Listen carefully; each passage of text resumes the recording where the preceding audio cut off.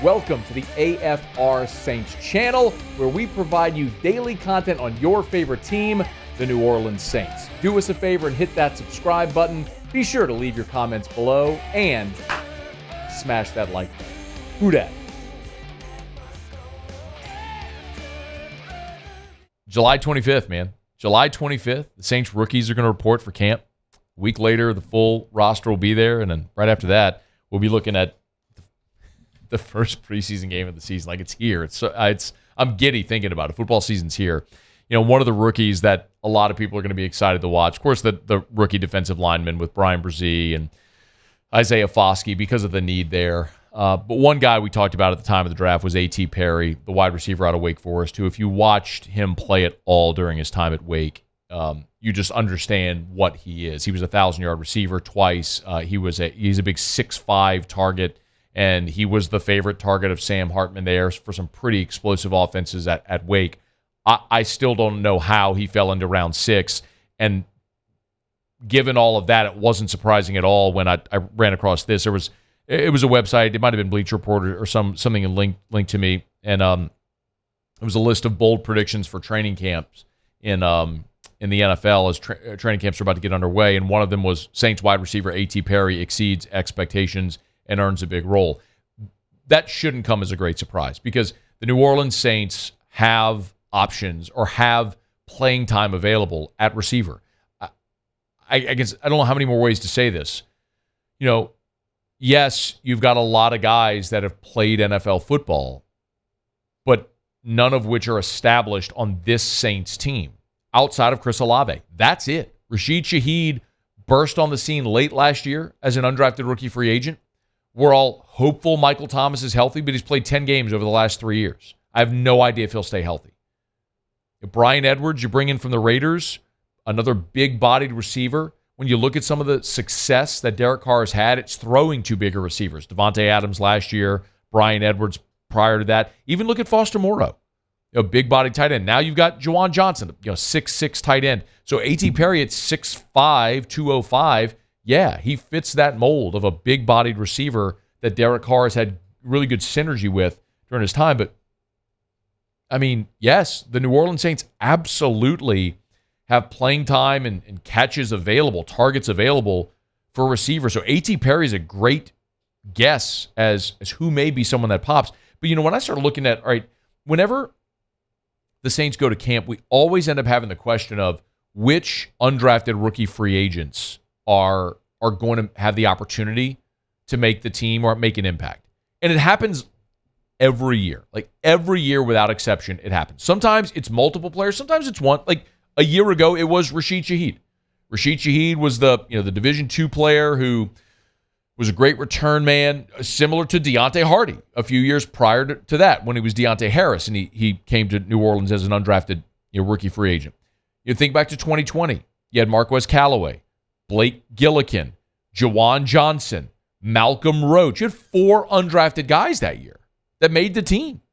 In 2019, Carl Granderson, who got into some off-the-field trouble during his time at Wyoming, but the skill set was undeniable, and he's become a really key edge guy for you. 2018, J.T. Gray has become out of Mississippi State, one of the best special team players in the NFL, who's also a backup at safety for you. I mean, just think historically, guys like Pierre Thomas or Junior Gillette. It didn't end well with Junior, but he was a double-digit sack guy who earned a big contract. He was an undrafted rookie free agent. So every year you go to camp and there's going to be somebody among the undrafted rookies, somebody, a late-round pick, who pops off and makes the team and becomes a really key contributor.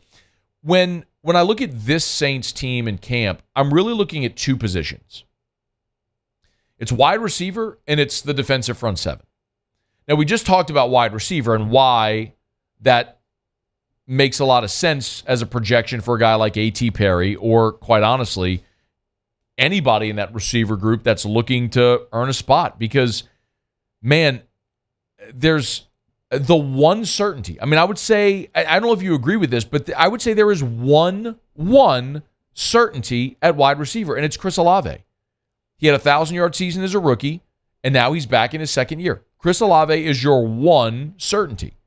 I mean, a year ago, after Olave, your top pass catchers were Jawan Johnson, tight end, Alvin Kamara, running back, and then Rashid Shaheed, who really didn't emerge until late in the year, and he had 34 catches on the year.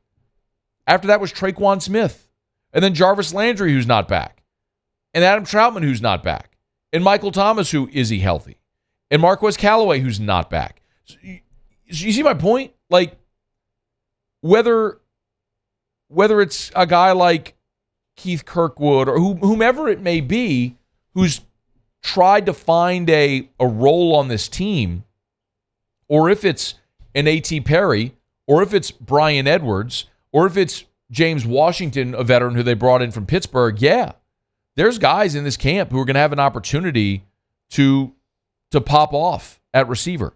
The other position is in the defensive front seven. I love, obviously, Demario Davis. He's one of the best linebackers in the NFL. And when he's healthy, Pete Werner has proven he is a more than capable Robin to Demario Davis's Batman. They're a great tandem. Can Pete Werner stay healthy is a fair question. After that, I don't know what the Saints have at linebacker that they can count on. And I would say the same on the defensive line. Now, you spent money in free agency at defensive tackle because you had to. Because you saw Onyemata leave. You saw your top 3 interior defensive linemen leave. So, Shai Tuttle's gone. Kentravius Street is gone. So you went out and you signed a couple of interior players. And you drafted Brian Brzee. And obviously Marcus Davenport's gone as well. But you hope Peyton Turner has a big year. You got Carl Granderson back. You still got Cameron Jordan. But after that, you need Brzee and Foskey to have big years, and then who else kind of develops? So there's a real opportunity for somebody on the defensive line, or in particular at linebacker. So, I mean, I look at the 2 undrafted free agent linebackers as guys, when the rookies report for camp in a little more than a week from now, like, I'm looking at Anthony Orji. Anthony Orji from Vanderbilt was a tackling machine when he was there at Vanderbilt. And we got a chance to meet Anthony last year at SEC Football Media Days when we were in Atlanta, and Vanderbilt brought him.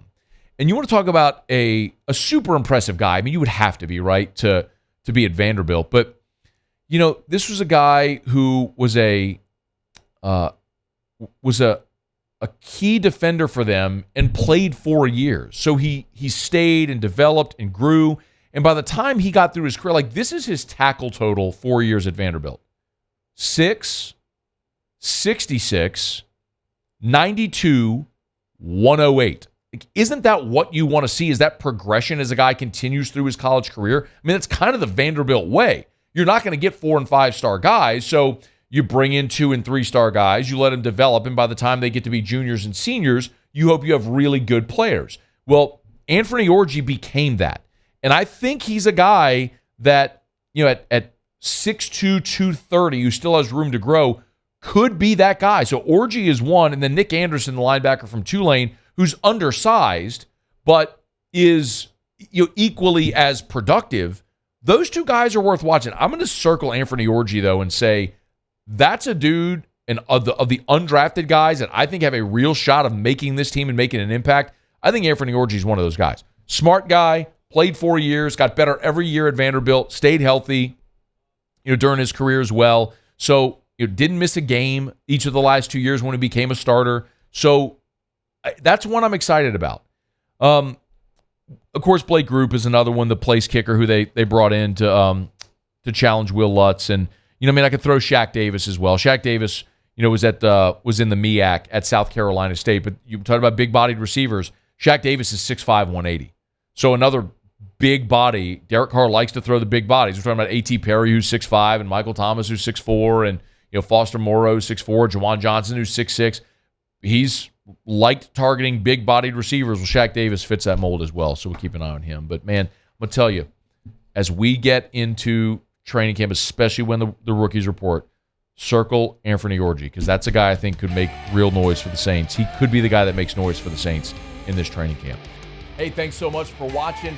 Please leave your comments. I love to interact, and be sure to hit the red subscribe button below.